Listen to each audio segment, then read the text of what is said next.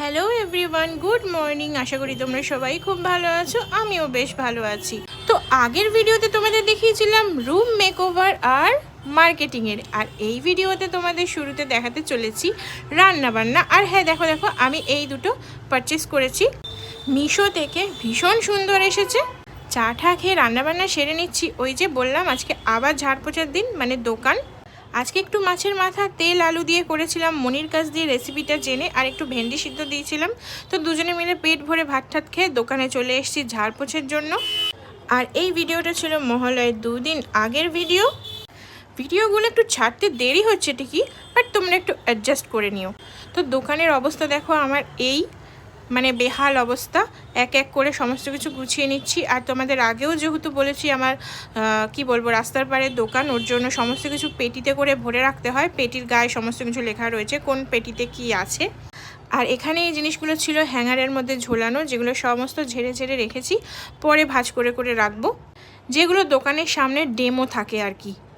তো আমার এই সাইডটুকুনি অল টোটাল কমপ্লিট। শাটারটা বন্ধ করা হয়েছে, তোমাদের দাদা বাইরে শাটারটা মুছছে, আর আমি দোকানের ভিতরটা তোমাদেরকে দেখিয়ে দিলাম। তো সকালবেলা দোকানে ঢুকেছিলাম ওই ধরো 10:30 কি 11টা, এখন বাজে বিকেল 4:30। বাড়িতে যাব, গিয়ে ফ্রেশ হব, আর এদিক দিয়ে ঠাকুরগুলোকেও নিয়ে নিয়েছি, সমস্ত পরিষ্কার করব, ঠাকুরের নিচের জায়গাটাও পরিষ্কার করে নিয়েছি। তারপরে সন্ধেবেলা এসে ওনাদেরকে বসিয়ে সন্ধেবাতি দিয়ে দেবো। তো বাড়িতে ঢোকার সঙ্গে সঙ্গে ফোন এসেছিলো ফেসিয়ালের। আমি বললাম হ্যাঁ বাড়িতে আছি, তুমি চলে আসো তাড়াতাড়ি। বাড়িতে এসে কিছুই খাওয়া হয়নি। ওনাকে ফেশিয়াল করার পর তিনজনে মিলে একটু ম্যাগি টিফিন করে নিয়েছিলাম। তারপর ওই দোকানে চলে এলাম। দেখো দোকানটা দেখে এখন যেন স্বস্তি লাগছে। এত ধুলো হয় যে তোমাদের কি বলবো, না চোখে দেখলে বিশ্বাস করবে না কি পরিমাণে ধুলো হয় আর কি।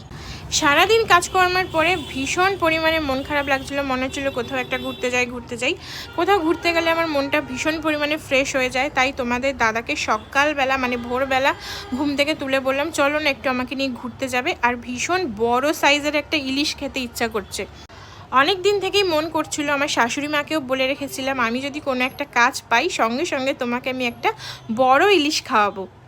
আর যেই বলা সেই কাজ, ফেসিয়ালটা করতে করতেই ভাবছিলাম কাল আমি ইলিশ আনতে যাব। তো এখন সেই উদ্দেশ্যেই রওনা হয়েছি। আর এখানের প্রাকৃতিক দৃশ্যটা দেখো বন্ধুরা, এত সুন্দর, মন এমনিই ভালো হয়ে যাবে কারুর খারাপ থাকলে।